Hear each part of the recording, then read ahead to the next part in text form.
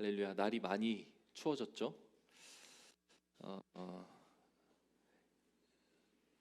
이제는 어제 이렇게 밤에 집에 들어가는데 차에 이렇게 그 이슬이 맺혀 있더라고요.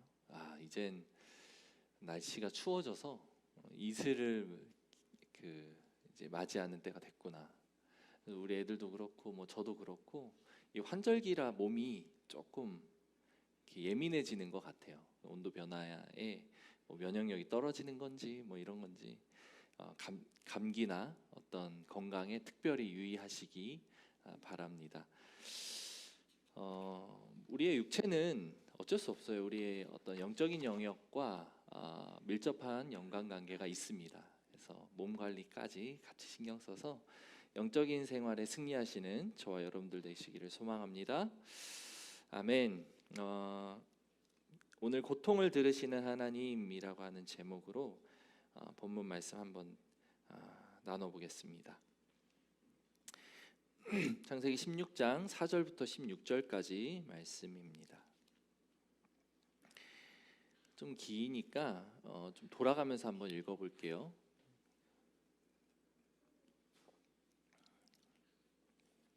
제가 읽겠습니다.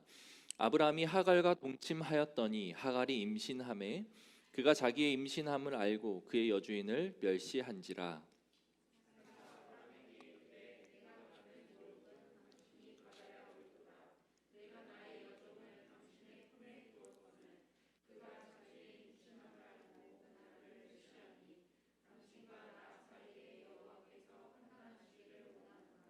아브라함이 사라에게 이르되 당신의 여종은 당신의 수중에 있으니 당신의 눈에 좋을 대로 그에게 행하라 하매 사레가 하갈을 학대하였더니 하갈이 사레 앞에서 도망하였더라.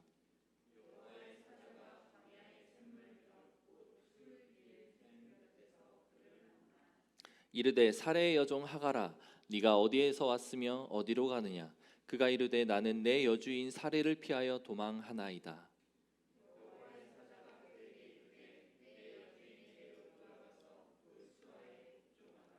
여호와의 사자가 또 그에게 이르되 내가 내 씨를 크게 번성하여 그 수가 많아 셀 수 없게 하리라.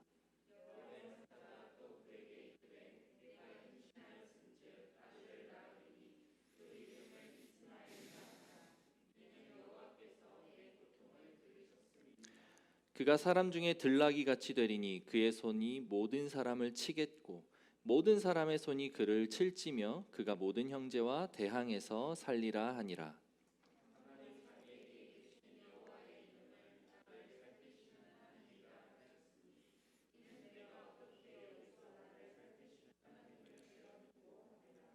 이러므로 그 샘을 브엘라 헤로이라 불렀으며 그것은 가데스와 베렛 사이에 있더라.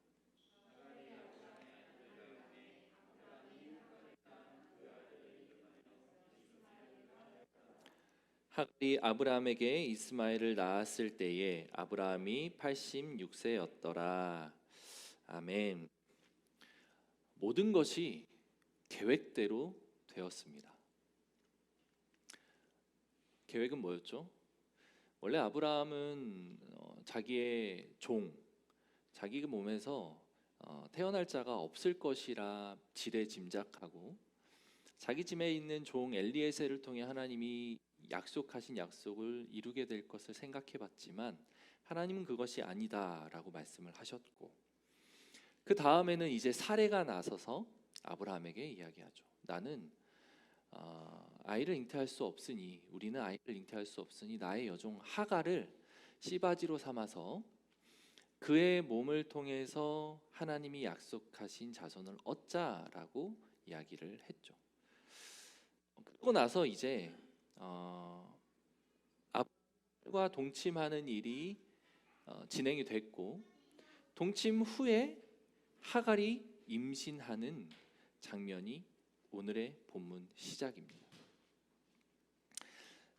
자, 우리가 잘 기억하실지 모르겠지만 16장 서두 그리고 15장 서두에 앞장에서 있었던 하나님의 놀라운 일들을 경험했던 아브라함이 만난 것들 15장 서두에서는 어떤 일이 있었죠? 아브라함이 심각한 두려움에 빠져 있었던 상황을 우리는 기억할 것입니다. 북방의 네 왕 연합군을 너무 멋지게 하나님의 이끄심으로 무찔렀던 아브라함이 15장 처음에 나타났던 장면은 두려움이었어요. 두려움에 사로잡혀 있었던 모습이었어요. 하나님을 경험하고 하나님의 위대하신 일을 경험하고 그 임재 가운데 있었던 후에 찾아온 어떤 결핍 또는 허함 또는 막상 맞닥뜨리는 현실은 나의 맘 같지 않은 상황, 계산을 해보니까 여러 가지 위험에 노출될 수밖에 없는 치명적인 어려움, 이것이 아브라함이 15장 서두에서 경험한 내용이었죠. 그리고 16장은 뭘로 시작을 했죠? 16장 잠깐 앞으로 돌아가 볼까요? 16장 잠깐 앞으로 돌아가 보면 사례는 출산하지 못하였더니로 시작을 했죠.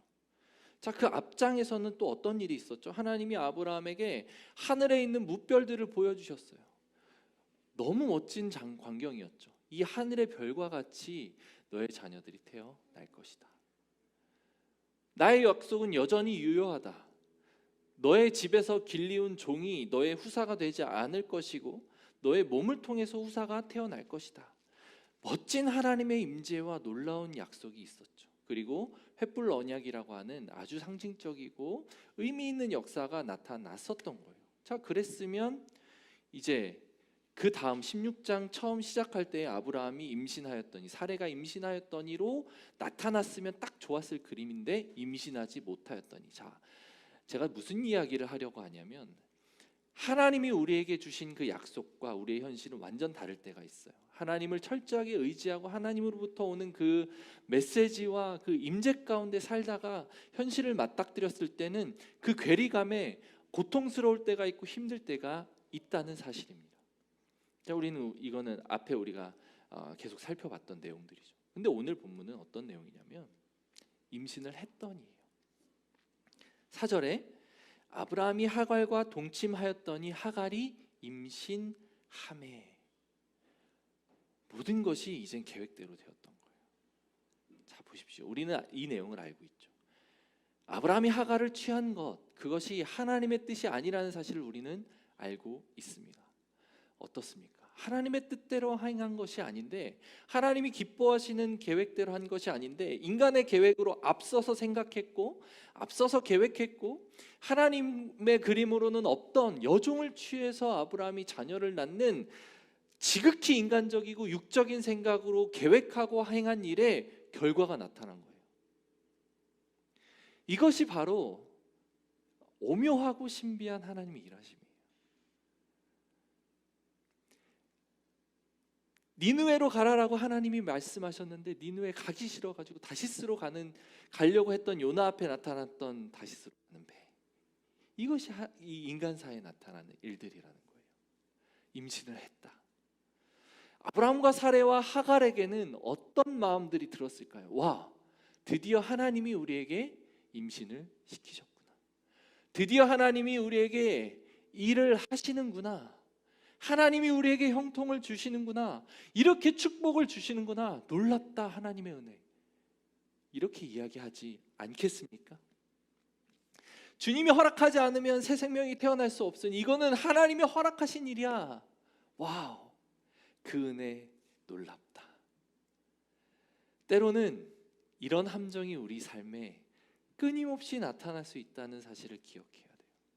내가 계획하고 내가 생각하고 내가 앞서 일을 했는데 하나님께 묻지도 않고 하나님의 방법이라고 하는 어떠한 증거도 없었는데 내 마음에 앞서서 하나님 내 삶에 이런 약속하셨으니까, 하나님이 내 삶에 자녀의 놀라운 약속을, 축복을 약속을 하셨으니까 좋아, 사례를 통해 임신할 수 없으니 그 하갈을 통해서 내가 동침해서 하나님의 약속을 이루리라. 인간의 마음이 앞서고 인간의 생각이 앞서고 인간적인 방법들을 총동원해서 결과가 나타났을 때 우리가 이런 착각에 빠지기 쉬운 거예요. 아브라함과 하갈은 어떤 마음이 들었을까요? 사례는 또한 어떤 마음이 들었을까요? 하갈이 우리의 계획대로, 거보십시오, 나의 주인 아브라함이요, 나의 남편, 나의 신랑 아브라함이요, 내 여종에게 들어가라고 내가 하지 않았습니까? 내 여종과 동침하니 과연 하나님이 잉태하게 하셨습니다. 우리 축하 파티를 엽시다. 이 함정을 조심하셔야 됩니다. 여러분들 삶에 때로는 인내하고 고통스러운 기간을 감내하라고 주신 훈련의 기간이 존재할 수 있지만, 그것을 내가 나의 힘으로 견디기 힘들어서, 하나님 앞에 부르짖었지만 응답이 없어서, 내 인간적인 계산과 세상의 방법과 세상의 어떤 모든 종류의 수단들을 동원해서 그 일들을 이루려고 앞서갔었던 여러분들의 경험을 한번 비추어 보십시오. 때로는 좋은 결과들이 나타날 때가 있어요. 그러나 그것의 끝은 비극입니다. 하나님께 묻지 않고 하나님의 방법대로 행하지 않았을 때 나타나는 결과는 비극이에요. 근데 우리는 그 결과가 나타나기 전까지의 아주 작은 결과물들, 작은 열매들을 보았을 때 섣불리 축하하고 섣불리 합리화하는 일들을 경험하죠. 역시 하나님은 우리를 사랑하시는구나. 역시 하나님은 나의 생각대로 일을 진행했을 때 이것들이 선을 이루게 하시는구나 라고 하는 생각의 오류, 자기 합리화의 오류, 그것이 우리가 빠지기 쉬운 비극입니다. 자, 그런데 그 열매가 결코 정상적인 열매가 아니었기 때문에 그 열매가 부정적인 일들을 바로 나타내기 시작합니다. 자, 4절 하반부에 보면 그가 자기의 임신함을 알고 그의 여주인을 멸시한지라. 사레가 아브라함에게 이르되 내가 받는 모욕은 당신이 받아야 옳도다. 내가 나의 여종을 당신의 품에 두었거늘 그가 자기의 임신함을 알고 나를 멸시하니 당신과 나 사이에 여호와께서 판단하시기를 원하노라. 결론적으로 좋은 결과를 얻었다고 생각했지만 독이 되는 모습이죠. 육신의 소욕을 억지로 성사시켜 놓고 성공했다고 말했을 때, 그것이 하나님의 복이라고 이야기했을 때 나타나는 치명적인 오류를 오늘 우리 이 본문에서 볼 수 있는 거예요. 하갈이 어떻게 합니까? 이제 위치가 바뀌었어요. 아브라함과 사레 사이에서 그 잉태가 없었던 것의 원인이 누구라는 사실이 밝혀진 거죠? 사레. 아브라함과 사레가 끊임없이 아이를 갖기 위해서, 하나님이 약속하신 후사를 잉태하기 위해서 오랜 기간을 기다렸고 오랜 기간을 노력했는데 생기지 않다가 하갈이라고 하는 사레의 몸종, 여종이 아브라함과 동침하자 임신했어요. 불임이 누구의 원인이었었던 겁니까? 누구의 문제였던 거예요? 사레죠. 사레가 원인으로, 사레의 어떤 그 문제로 이 둘에게는 아이가 없었다는 사실이 밝혀진 거예요. 지위가 뒤바뀝니다. 그 당시에는 흔히 있었던 일이겠죠. 오늘날 우리가 사극이나 우리의 어떤 과거 역사를 통해서 봐도 그렇죠. 어떤 왕에게 정실 부인이 있었는데 아이를 못 낳아요. 후사를 못 이어. 그럼 첩을 들이죠. 후궁을 들이죠. 후궁이 임신해가지고 후사를 이어요. 이을 그 왕을, 세자를 만듭니다. 그러면 그 여자들의 지위가 뒤바뀌는 모습들을 우리는 알고 있죠. 역사를 통해서. 그거는 뭐 우리나라에서만 있었던 일이 아니에요. 고대 사회에서는 흔하게 나타나는 일이고, 특히 이 고대 근동 사회, 이 팔레스틴 지역에서 자녀가 갖는 그 큰 의미를 부여했었던 이들에게는 하갈이 잉태했다라고 하는 사실은 정말 놀라운 사실입니다. 이제 아브라함의 후사가 하갈의 몸을 통해서 이어지기 시작했다라는 것, 축복이 이제 사레가 아니라 하갈에게로 옮겨졌다. 하갈 스스로도 이것이 굉장히 큰 어떤 뭐라고 해야 되나, 교만 또는 자기가 높아질 만한 그런 요소가 됐던 거예요. 당연히 그 인간적인 마음으로 행동을 하겠죠. 이게 죄인의 모습이에요. 하갈은 원래 사레의 몸종이었고 사레의 은혜로 자기 주인과 동침하는 일들을 경험한 것인데, 그렇게 해서 그냥 자기는 시키는 대로 했고 잉태한 것뿐인데, 잉태를 하고 나니 우쭐해지고 높아지는 그런 모습이 발생되는 거죠. 이게 인간의 연약함과 인간의 죄성이에요. 사람은 그럴 수밖에 없습니다. 완전히 뒤집어졌어요. 모든 것이 다 엎어졌죠. 이런 하갈의 멸시는 안 그래도 상처받고 찢기고 막 그 살해 고통 중에 있었던 그 살해에게 더 큰 상처를 안기는 일이었던 거예요. 이건 뭐 어쩔 수 없죠. 이게 인과응보와 같은 개념인데, 인과응보는 불교 용어니까 뿌린 대로 거두는, 사례가 잉태한 육신의 씨앗이잖아요. 사례가 시작한 육신의 계획이잖아요. 그것의 열매로 하갈이 임신했는데 하갈이 무시하게 되는, 역으로 그 결과를 자기가 감당해야만 되는 그런 상황에 빠지게 된 것이죠. 이게 인간의 어떤 현실이에요. 인간 사회에 나타나는 끊임없이 반복되는 현실입니다. 육신의 계획대로 하고 나의 머리의 생각대로 하고 우리의 마음이 앞서는 대로 행동해서 나타난 결과들로 인해서 우리가 고통받고 다시금 힘들어지고, 이게 우리가 반복하는 인생사예요. 얼마나 많은 일들이 이런 우리 사회에서 우리가 살아가는 삶에서 나타납니까? 자, 여기에서 이제 사례는 아브라함에게 이야기를 합니다. 사례가 아브라함에게 이르되 내가 받는 모욕은 당신이 받아올토다. 왜 내가 이런 모욕을 받아야 됩니까? 라고 이제 아브라함을 탓하기 시작해요. 죄의 본질은 이겁니다. 죄의 본질은 문제의 원인을 나에게서 찾지 않아요. 나에게서 찾으면 그 은혜가 시작이 되는 거고, 죄의 본질은 남에게서 찾기 시작하는 거예요. 당신이 이 모욕을 받아야 옳도다. 내가 나의 여종을 당신의 품에 두었거늘 그가 자기의 임신함을 알고 나를 멸시한다. 그러면서 당신과 나 사이에 여호와께서 판단하시기를 원하노라. 이것이 우리가 시편 요즘에 살펴보는 것처럼 시편 기자가 막 의인의 그 탄원처럼, 나는 의롭지만 저 악인들의 행태는 무엇입니까? 저 악인들의 성함은, 저 악인들의 기세등등함은 무엇입니까? 라고 하나님 앞에서 판단해 주십시오라고 하는 의인의 성토가 아니에요. 그 시편 기자가 탄식하는 그 탄원과는 약간 궤를 달리하는 원망이 아브라함과 하나님에게 향하는 모습을 우리는 볼 수 있습니다. 자, 그러자 이제 여기에서 우리가 하나님의 이름을 내건 탄식과 탄원을 한다고 그게 다 하나님께 탄식하는 게 아니죠. 사례는 자기를 볼 수 있는 은혜가 없었어요.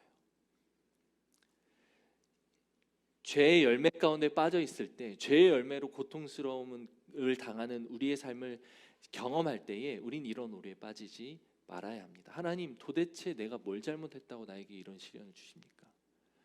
나는 하나님 앞에 잘못한 거 하나도 없는데 시키는 대로 했는데 왜 나한테 이런 시련을 주십니까? 이런 탄원을 하는 것이 하나님 기뻐하시는 기도 아닙니다. 탄식하고 탄원할 때는 나를 보는 은혜가 먼저 있어야 돼요. 자, 아브라함도 똑같은 모습을 볼 수가 있어요. 6절을 우리 한번 같이 읽어볼까요? 6절입니다. 같이 한번 읽겠습니다. 시작. 아브라함이 사라에게 이르되 당신의 여종은 당신의 수중에 있으니 당신의 눈에 좋을 대로 그에게 행하라 하매, 사레가 하갈을 학대하였더니 하갈이 사레 앞에서 도망하였더라. 자, 아브라함이 진짜 이 장면이 가장 실망스러운 장면인데, 당신의 여종은 당신 수중에 있으니 당신 눈에 좋을 대로 그에게 행하라. 이게 도대체 아브라함이 지금 어떤 신분입니까? 족장이죠.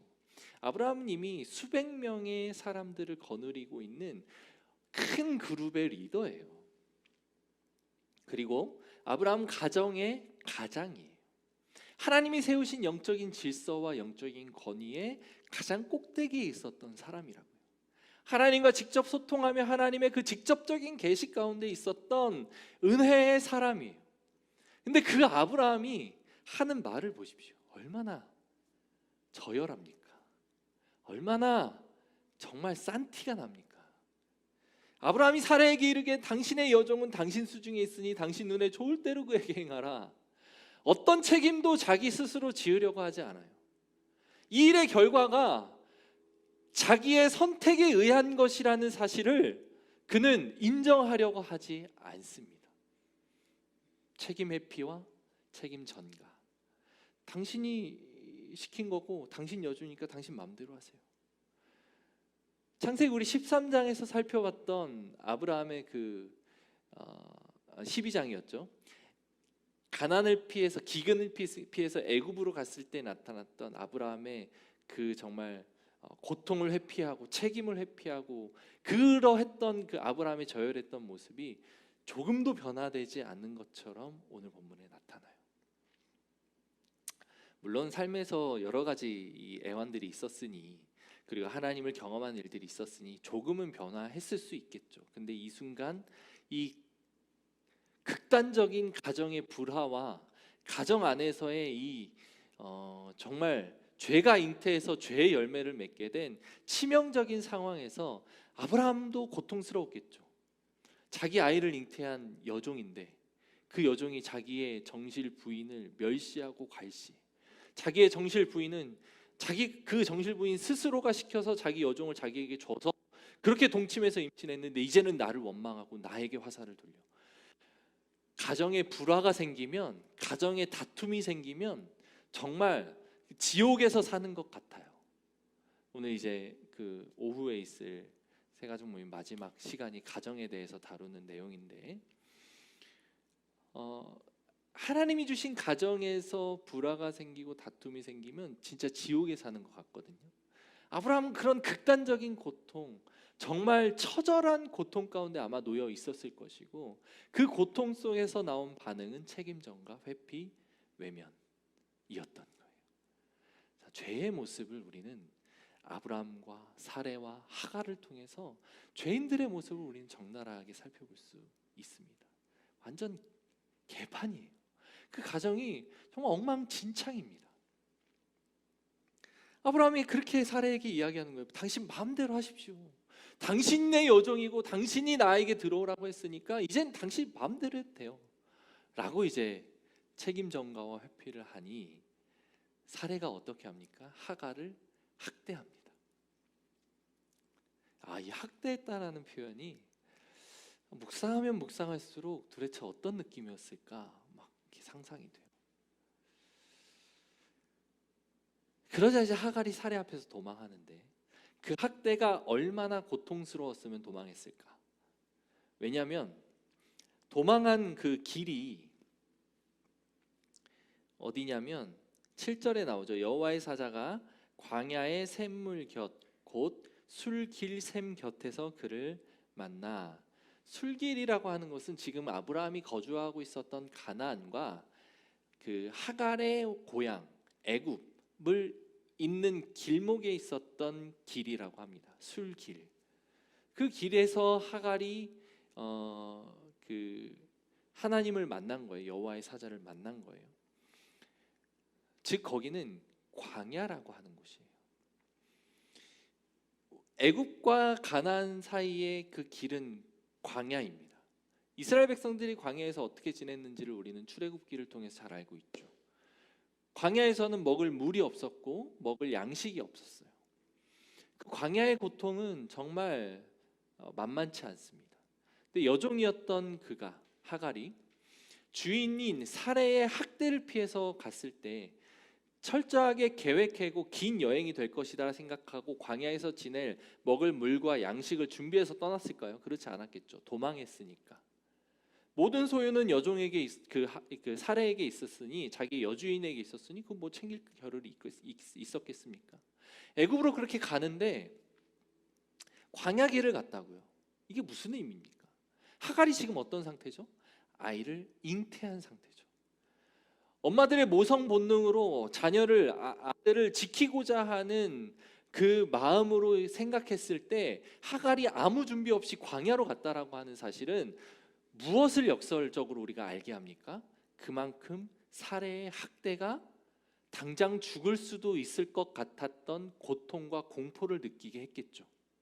그랬으니 하갈이 아무 준비 없이 애굽으로, 자기 고향으로 무조건 돌아가야겠다라고 하는 절박함에 그냥 뛰쳐 나갔겠죠. 그런 그림이 막 연상이 되는 거예요. 사례가 얼마나 악독하게 하갈을 학대했을까. 그리고 하갈은 잉태 중에 있는데 그 학대 속에 있으면 자기 뱃속에 있는 자녀가 죽을 수도 있겠다. 이대로라면 그럴 수도 있겠다라고 하는 생각에 도망하였겠다라고 하는 생각을 하게 되는 거예요. 아브라함이라고 하는 믿음의 조상, 그리고 우리 15장에서 아브라함이 하나님을 믿었을 때 이를 의로 여겼으니 라고까지 했던 아브라함의 그 모습 속에 나타난 정말 하나님의 의, 이제 신분이 변화하여 죄인에서 의인의 신분으로 됐도다라고 선언했던 하나님의 의가 임했던 그 아브라함의 가정에서 일어났던 모습이라고 상상을 해보면 정말 놀라운 거예요. 어떻게 이런 일들이 아브라함 가정에 있을 수 있을까? 제가 그래서 아브라함을 좋아합니다. 어쩜 이렇게 인간의 모습을 그대로 투영할 수 있을까? 인간의 연약함을 그대로 투영할 수 있을까? 여러분, 사사기 21장 25절에 그때 이스라엘의 왕이 없으므로 각기 자기 소견에 옳은 대로 행하였더라. 사사기에 나타난 그 정말 이스라엘 백성이라고 하는, 하나님의 백성이라고 하는 사람들이 행했던 온갖 추악했던 악행들을 떠올려 보십시오. 그때는 하나님이 없었던 시대, 왕이 없어서 그들의 마음의 소견에 옳은 대로 행하였던 무질서하고 혼란스럽고 혼돈이 가득했던 그런 시대가 지금 아브라함의 가정에 펼쳐진 거예요. 어떻게 이런 일이 일어날 수 있습니까? 근데 생각해 보면 그럴 수 있더라고요. 우리 가정에서도 그런 일들이 나타납니다. 어떻게 목사라고 하는 사람의 그 입에서 아이들에게 그런 독이 나갈 수가 있는지, 어떻게 목사라고 하는 사람의 삶에서 그런 무질서하고 또는 죄 가득한 모습의 삶이 나타나는지, 이런 모습들은 제가 부끄러워서 여러분들 앞에서 얘기를 못하지만 나타나요. 여러분들의 삶에서도 마찬가지 아닙니까? 하나님을 의지한다 그러고 하나님의 그 은혜를 경험하고 살아왔는데 여러분들의 삶과 여러분들의 가정에서도 그런 일들이 나타나잖아요.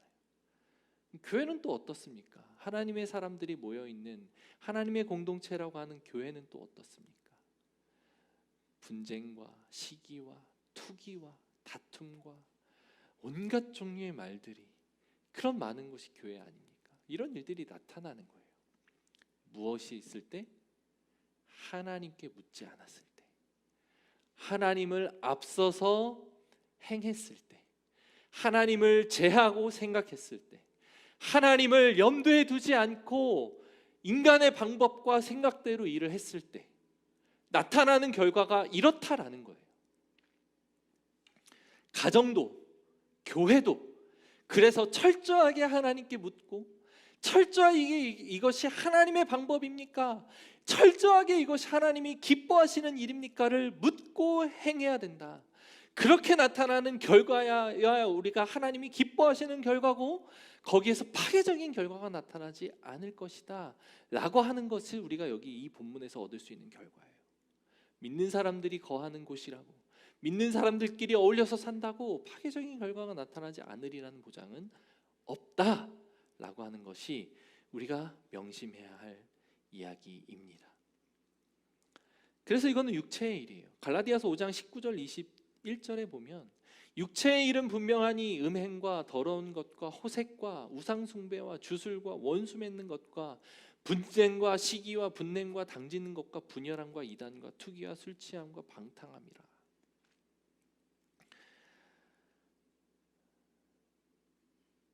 아브라함의 가정에는 하나님이 왕으로 계시지 않았습니다. 적어도 그 순간에는 그랬어요. 하갈을 취하는 그 선택은 지난주에 우리가 살펴봤죠. 아브라함은 하나님께 묻지 않았다. 하나님께 묻지 않아요. 그리고 사레의 그 고통스러운 절규, 하갈이 이제는 나를 원망합니다. 나를 모욕합니다. 나를 멸시합니다. 임신했다고 이제는 자기가 잘난 줄 압니다 라고 하면서 하나님 앞에 가져왔을 때도 마찬가지로 아브라함은 하나님께 묻지 않아요. 하나님, 내가 어떻게 해야 합니까? 하나님이 왕으로 계시지 않았을 때, 하나님이 아브라함에게 주권자가 되시지 않는 인생일 때에 나타나는 이런 문제들, 질서가 파괴되고 풍파가 일고 육체의 열매들만 맺어지는 이런 일들이 나타난다는 거죠. 그런데 성령의 열매, 이어서 갈라디아서 5장 22절 23절에 오직 성령의 열매는 사랑과 희락과 화평과 오래 참음과 자비와 양성과 충성과 온유와 절제니 이 같은 것을 금지할 법이 없느니라. 성령의 열매는 하나님께 묻고 하나님이 왕 되신 인생에서 나타나는 열매다. 아브라함이 하나님께 묻기만 했다면, 하나님의 음성을 듣고 행했다면 이 정도의 파괴적인 결과가 나타나지 않았을 것이다 라고 하는 것을 우리는 짐작해 볼 수 있습니다. 이렇게 모든 것이 엉망이 될 때 이제 하갈의 인생과 아브라함 가정에 어떤 일들이 나타나는지 이어서 좀 살펴보면 좋을 것 같습니다. 사례의 앞을 떠나서 하갈이 도망합니다. 술길이라고 하는 길로 접어들어요. 애굽으로 가는 길입니다. 애굽은 자기의 고향이죠. 하갈은 애굽에서부터 왔죠. 그때 7절입니다.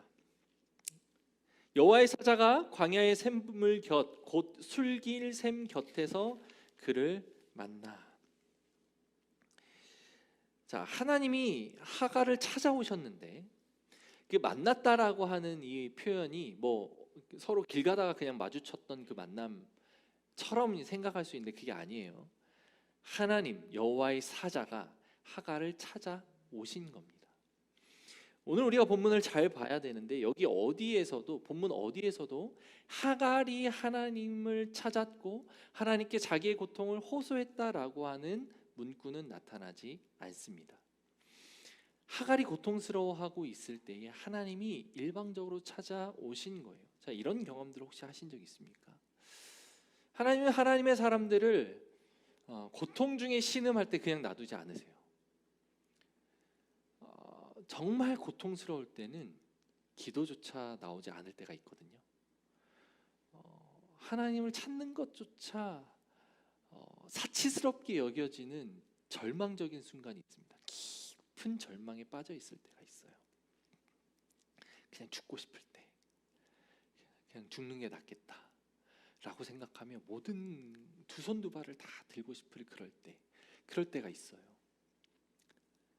근데 하나님의 사람에게 그때 역사가 나타나요. 내 힘으로는 이제는 도망했지만 만난 것은 광야였고 고향 애굽으로 가는 길은 한치 앞을 알 수 없는 광야만 펼쳐져 있고 마실 물도 먹을 양식도 없이 그 길을 갈 수조차 없는 절망적인 상황이라는 것을 하갈이 인식했을 때, 돌아갈 수도 없고 앞으로 나갈 수도 없는 앞뒤가 꽉 막힌 완벽한 절망 속에 빠져 있을 때 하나님이 하갈에게 나타나시는 거예요. 이것을 저는 그렇게 늘 고백을 하곤 합니다. 우리의 신음에 응답하시는 하나님,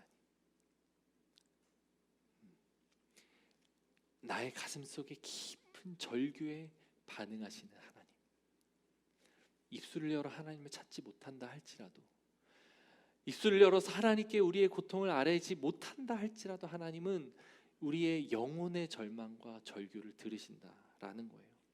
사랑하는 성도 여러분, 고통 중에 있는 성도가 있습니까? 부르짖는 것조차 되지 않는 깊은 절망 속에 헤맬 때에도 하나님은 여러분들을 감찰하세요. 끊임없이 여러분들을 지키시고 여러분들의 마음을 살피시고 여러분들의 삶을 살피신다. 하갈처럼 아무것도 할 수 없는 상황을 경험하고 그런 상황에 빠질 때에 하나님이 나타나신다라고 하는 사실을 우리는 기억해야 돼요. 하나님은 절대 여러분들을 홀로 놔두지 않으십니다. 힘드실 때 찾아가시는 분이에요. 그때 하나님이 하갈에게 나타나서 이렇게 이야기를 합니다. 8절 9절입니다. 이르시되 사레의 여종 하갈아, 네가 어디에서 왔으며 어디로 가느냐? 그가 이르되 나는 내 여주인 사례를 피하여 도망하나이다. 여호와의 사자가 그에게 이르되 내 여주인에게로 돌아가서 그 수하에 복종하라. 자, 하나님이 질문하시죠. 네가 어디에서 왔으며 어디로 가느냐? 너의 현 주소를 봐라 라는 거예요.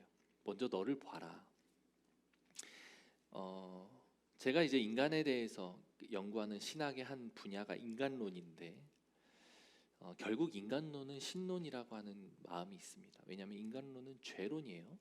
죄에 대해서 연구하면 할수록 하나님을 떼놓고 이야기할 수 없다. 인간에 대해서 끊임없이 탐구하면 탐구할수록 그 결과는 하나님께로 이어지더라. 내가 어디에서 왔고 어디로 가는지를 살펴보는 시선이 곧 하나님께로 향하는 시선이 될 수 있더라. 하갈에게 그것을 하나님이 정확하게 물으시는 거예요. 너 어디에서부터 왔고 어디로 가느냐? 너가 받은 은혜는 어디에서 출발했고 지금 헤매는 이 고통은 도대체 무엇이 원인이냐? 이 열매는 도대체 어디에서부터 맺어진 것이냐? 봐라 라고 하갈을 직면시키는 장면이에요. 네가 어디에서부터 왔고 어디로 갈 거냐? 그리고 나서 너무도 싫은 이야기를 하시죠. 여호와의 사자가 그에게 이르되 네 여주인에게로 돌아가서 그 수하에 복종하라 라고 말씀하시는 거죠. 죄로 인해서 나타난 결과물, 우리의 치명적인 실수로 인해서 나타난 열매, 그것을 맞닥뜨리기 좋아하는 사람이 얼마나 있겠습니까? 피하고 싶죠. 외면하고 싶죠. 외면하는 게 지금은 마음이 편하죠. 하갈에게도 마찬가지예요. 하갈에게도 원인이 있거든요. 주인을 멸시했잖아요. 그리고 아브람과 사레의 그 앞서가는 결정에 의해서 맺어진 이 육신의 열매들, 그 열매가 가득한 곳, 불화가 있고 미움이 있고 시기가 있고 다툼이 있었던 그 현장으로 하나님은 하갈에게 돌아가라, 피하지 마, 돌아가, 거기에서 다시 너의 여주인에게 복종해 라고 하나님이 하갈에게 나타나서 말씀하시는 거예요. 우리는 우리의 고통의 현장, 우리가 잘못했던 그 실수의 현장을 피하고 싶고 덮어두고 싶고 외면하고 싶지만 하나님은 그거를 이야기하지 않으세요. 그게 하나님의 방법이라고 이야기하지 않으십니다. 피하지 마. 한번 잘 생각해 보십시오. 전형적으로 고통과 절망적인 상황을 만날 때마다 그 현장을 회피했던 사람이 누구죠? 아브라함이죠. 하나님은 아브라함에게 간접적으로 이렇게 말씀하고 싶었던 게 아닐까라고 생각이 됩니다. 하갈에게 하나님 말씀하시는 거예요. 돌아가라. 너희 여주인에게 복종하라. 하갈이 이걸 감당할 수 있겠습니까?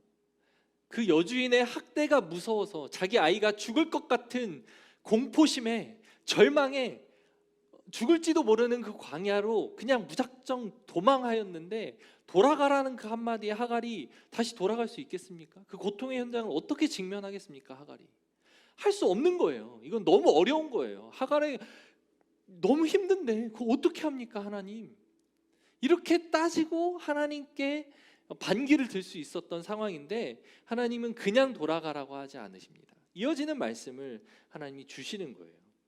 10절하고 11절 우리 같이 한번 읽어보겠습니다. 10절하고 11절 같이 읽겠습니다. 시작.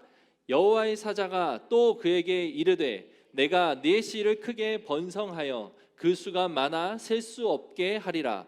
여호와의 사자가 또 그에게 이르되 네가 임신하였은즉 아들을 낳으리니 그 이름을 이스마엘이라 하라. 이는 여호와께서 내 고통을 들으셨음이니라.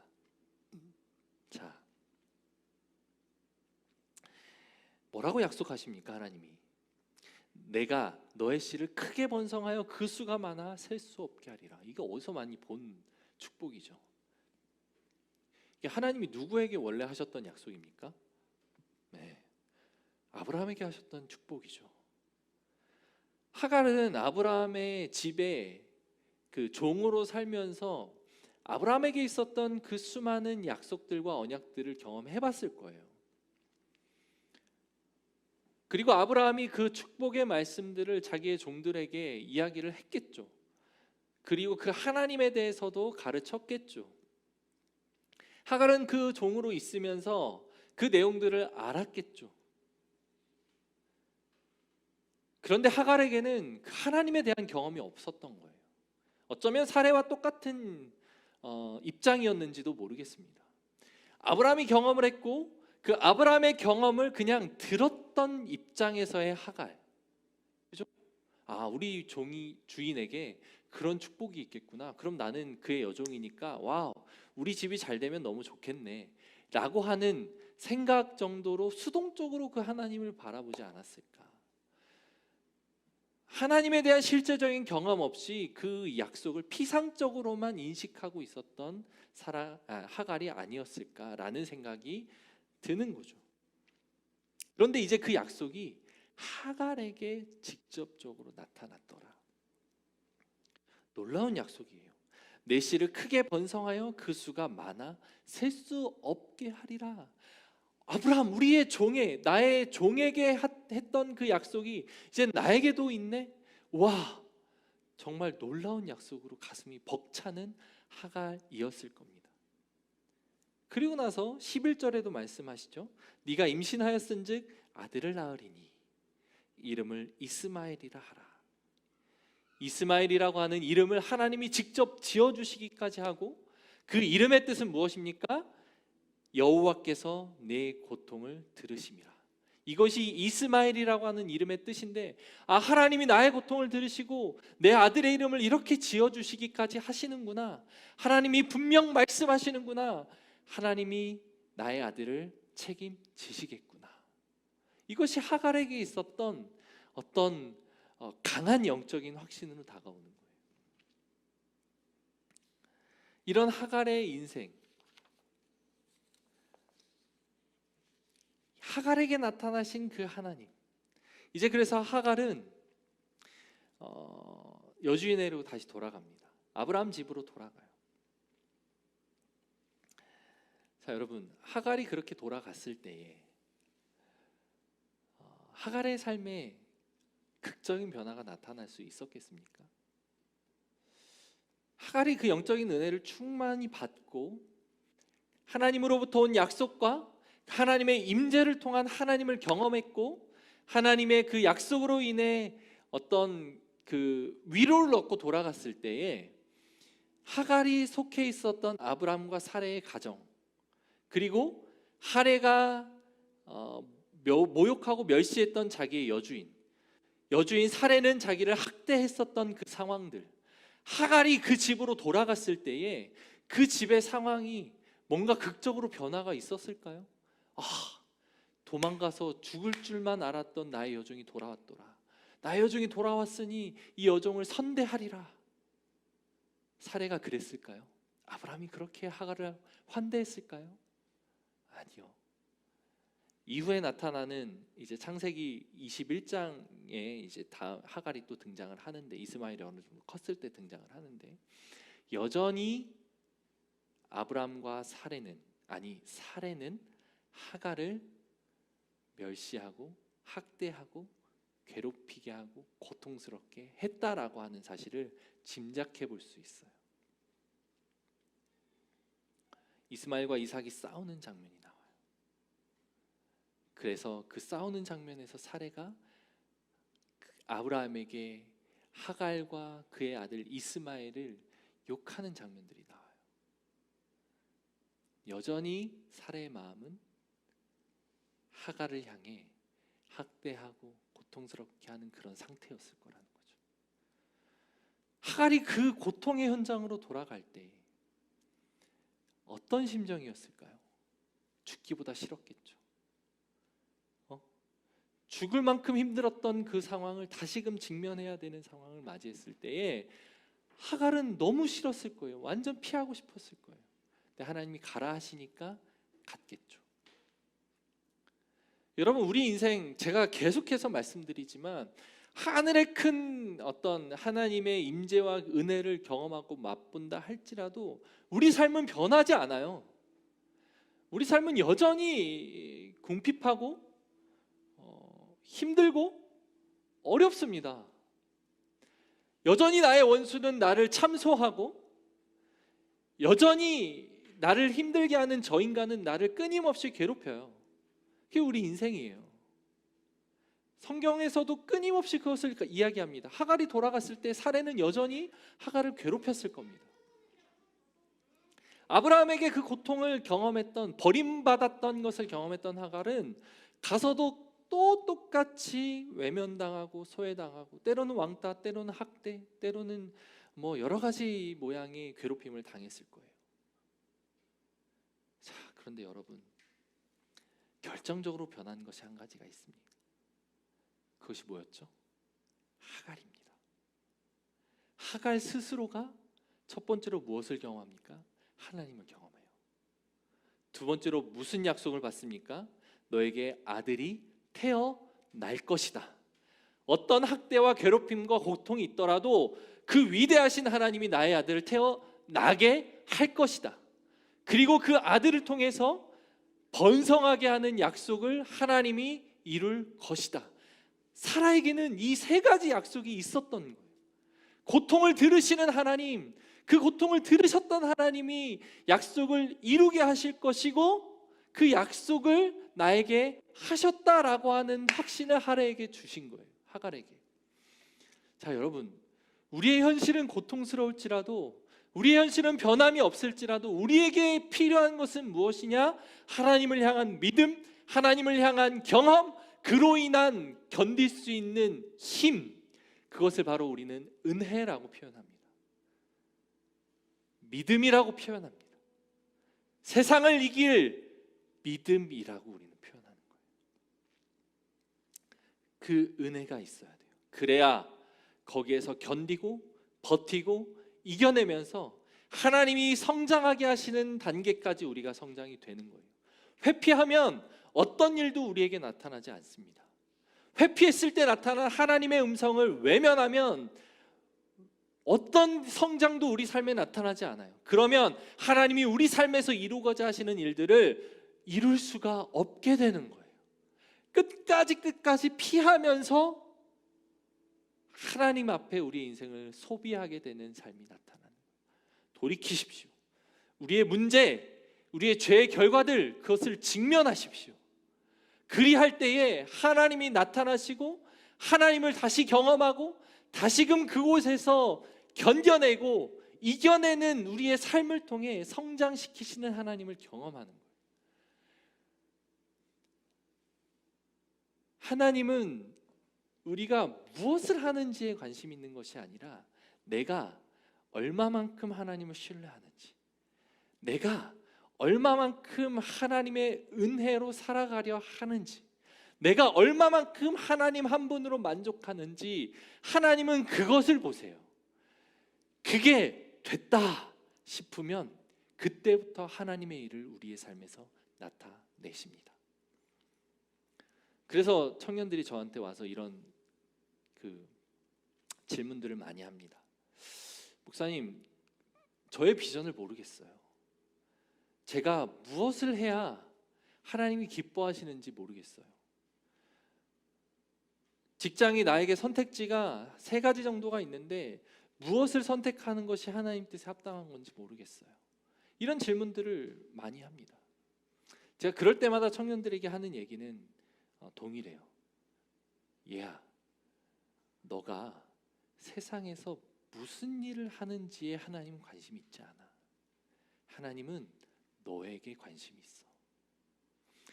네가 얼마만큼 하나님께 접붙임 바 되어 있는지, 네가 얼마만큼 하나님을 기뻐하는 삶을 살기를 원하는지, 네가 얼마만큼 지금 너에게 주어진 삶을 하나님이 허락하신 삶으로 인정하면서 충성되이 살아가는지, 하나님은 그것에 관심이 있지, 네가 A라는 일을 하는지 B라는 일을 하게 될지 C라는 일을 하게 될지, 하나님이 그것에 관심이 있는 것이 아니야. 하나님은 너에 관심이 있어. 너가 성장하길 원하고, 너가 나의 나라를 보며 나의 나라를 기뻐하며 사는 그 삶 자체에 관심이 있지, 너의 중심에 관심이 있지, 네가 어떤 환경을 만나는지는 하나님의 두 번째 관심사야 라고 제가 조언을 합니다. 성도 여러분도 마찬가지예요. 주변 상황이 고통스럽습니까? 그러면 분명합니다. 그 가운데서 하나님은 내가 견디기를 원하세요. 아니, 단순히 수동적으로 견디기를 원하는 것이 아니라 그 상황 속에서 선하신 하나님의 뜻을 이루고자 충성을 다하는 것을 하나님은 원하세요. 하나님이 기뻐하시는 일을 그 안에서 찾아서 하기를 원하세요. 어떤 고통스러운 상황 속에서도 그것을 피하기를 원하지 않으신다는 사실입니다. 그리할 때 하나님이 길을 보여주세요. 아브라함도 하갈도 사레도 그런 이 정말 완전 카오스죠. 혼돈의 카오스 막 이런 상황 속에서, 이거 개그였는데 이런 상황 속에서도 하나님이 이루어 가시는 그들의 개인의 인생에서의 인도하심을 맛보며 성장하는 모습을 이제부터 조금씩 경험합니다. 여러분, 고통의 현장을 외면하지 마십시오. 어쩌면 여러분들이 지은 죄의 결과물로 나타난 고통의 현장 속에서 하나님이 기뻐하시는 선한 뜻을 찾읍시다. 그러면 하나님이 저와 여러분들의 삶을 빚어가실 거예요. 그곳에 희망이 있습니다. 그곳을 떠나면 희망이 없습니다. 그곳에서 희망을 찾으셔야 합니다. 그럴 때 하나님이 사라에게 이런 고백을 하게 하시죠. 하갈이 자기에게 이르신 여호와의 이름을 나를 살피시는 하나님이라 하였으니 이는 내가 여기서 나를 살피시는 하나님을 배웠는고 함이라. 그러므로 그 샘을 부엘라 헤로이라 불렀으며 그것은 가데스와 베렛 사이에 있더라 라고 되어 있습니다. 그리고 하갈이 돌아가서 아들 이스마엘을 낳게 됩니다. 반주해 주시고요. 우리 찬양 한 곡 하고 기도하면서 마칠 텐데,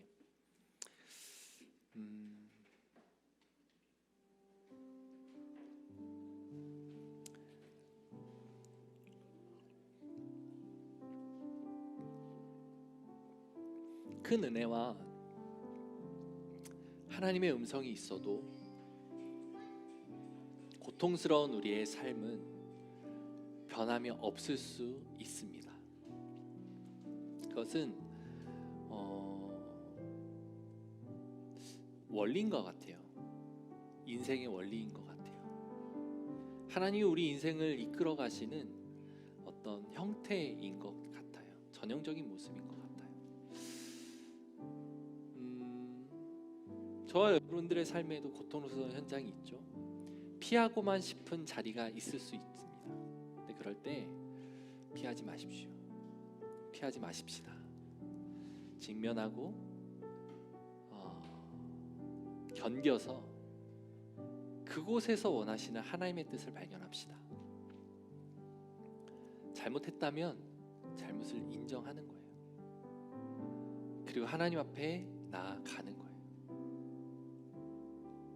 근데 중요한 건 하갈에게 아무것도 없이 그것을 하라고 하나님이 하시지 않았어요. 마음에 강한 확신을 주셨죠. 마음에 강한 음성을 주셨죠. 내가 너에게 아들을 태어나게 할 거야. 그 아들의 이름을 이스마엘이라고 할 거야. 네가 어떤 고통 상황 속에 있어도 내가 너의 음성을 들을 거야. 부엘라 헤로이,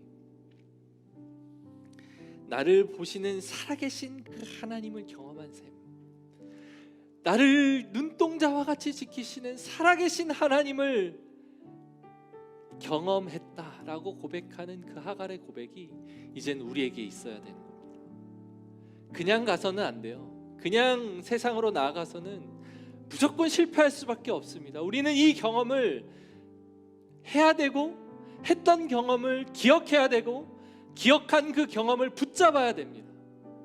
제가 믿음에 대해서 우리가 계속 배우고 있을 때에 여러분들에게 계속 강조하는 것이 있죠. 여러분들의 하나님을 기억하십시오. 일하셨던 하나님에 대한 기억을 상기해야 합니다. 그 기억을 붙잡아야 됩니다. 그것이 믿음의 출발입니다. 어떤 하나님인지, 내 인생에서 어떻게 내 삶을 이끄셨는지 하갈에게는 이제 그것이 생긴 거예요. 나에게 위로를 주셨고 말씀하셨고 약속하셨고 그 강력한 하나님의 임재를 보이셨기 때문에 내가 이제 하나님을 신뢰할 수 있겠구나. 그 하나님의 약속을 신뢰하고 내가 다시금 돌아가야겠다. 이 믿음이 하갈에게 생긴 것이죠. 여러분, 우리 같이 찬양합시다. 찬양할 때 오늘 우리에게 주신 이 메시지 속에 하나님, 내가 지금 그러면 어떻게 결단하기를 원하십니까? 나는 어떤 위로로 이 시간 이 말씀을 받았습니까? 고백하면서 이 찬양을 통해 하나님 앞에 나아가는 시간 되겠습니다. 보소서 주님 찬양합니다.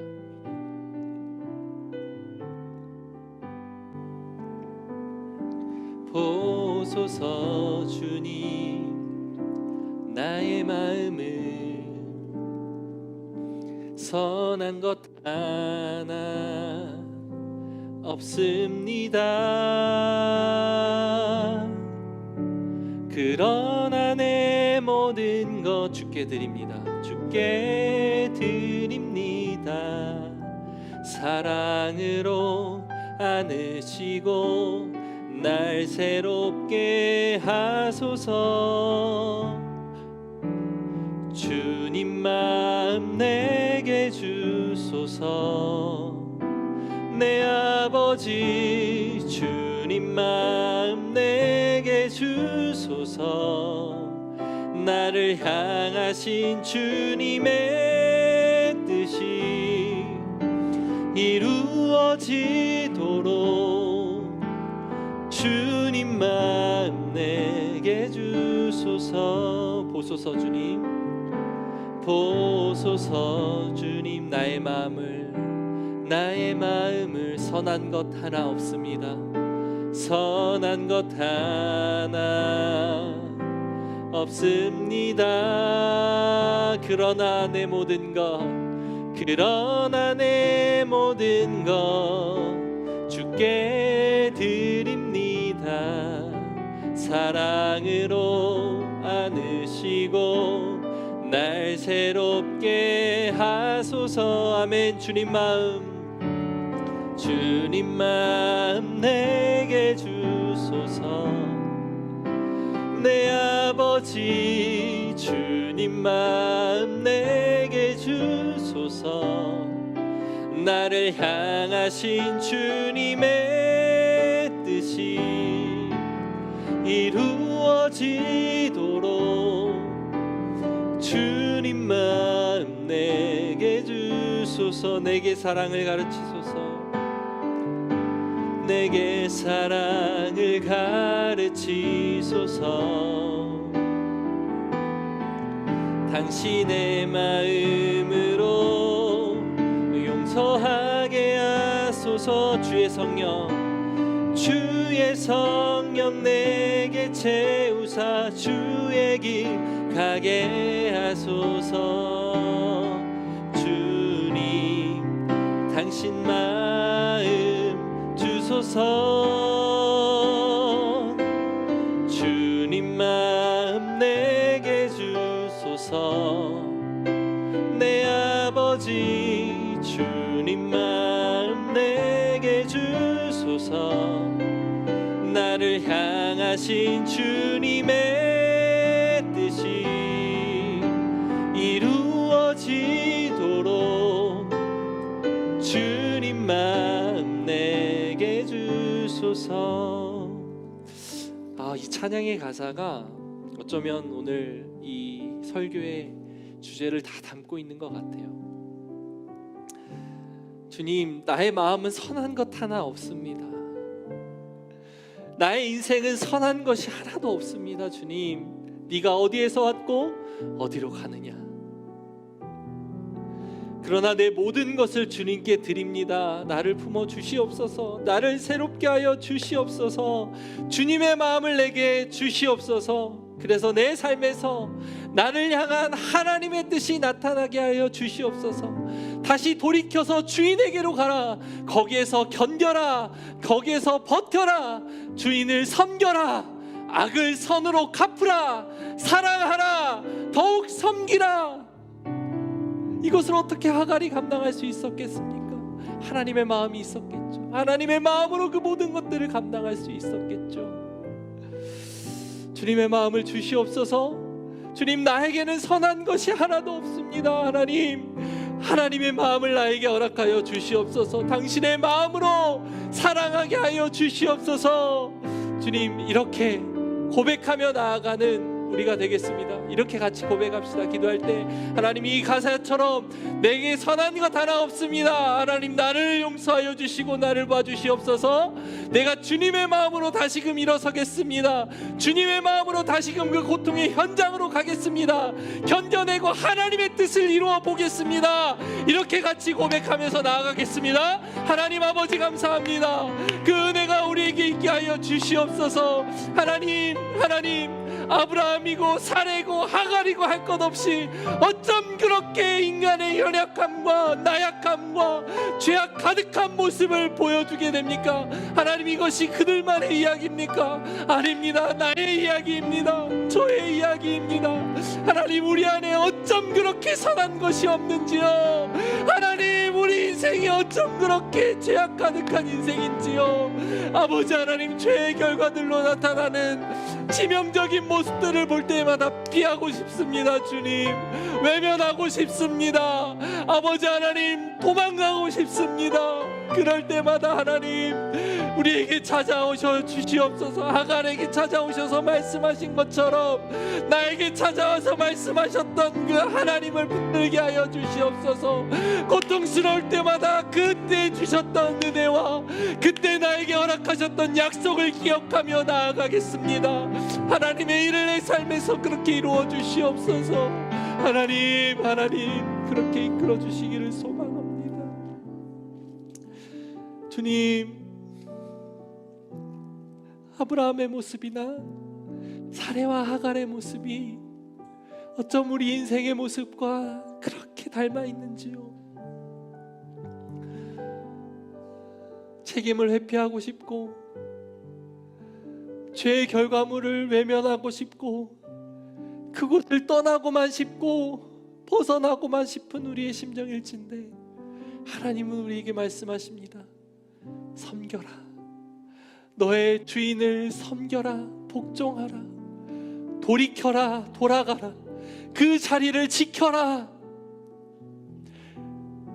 그리할 때 하나님이 하나님의 일을 하갈을 통해 나타내 보이심을 믿습니다. 우리 또한 그렇게 복종하게 하여 주시옵소서. 그러나 하나님, 그것은 우리의 의지로 되는 것 아닙니다.